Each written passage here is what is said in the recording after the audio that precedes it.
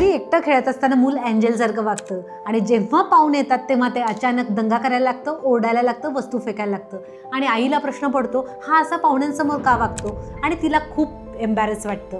तुमच्या बाबतीत असं होतं का? तर ही रील तुमच्यासाठीच आहे. यासाठी आपण नेमकं काय करू शकतो? जेव्हा मुलं चांगल्या मूडमध्ये असतात तेव्हा त्यांना शांतपणे सांगा, आज आपल्या घरी पाहुणे येणार आहेत, त्यांच्यासमोर त्यांना त्रास होईल किंवा इतरांना त्रास होईल असं आपण काहीही वागणार नाही आहोत.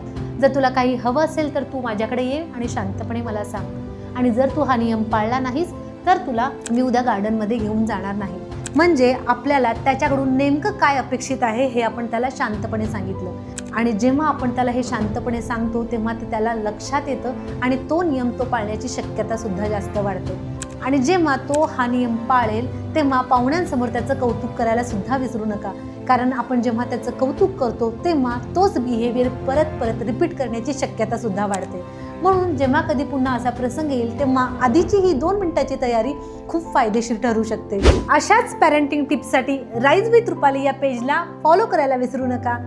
धन्यवाद.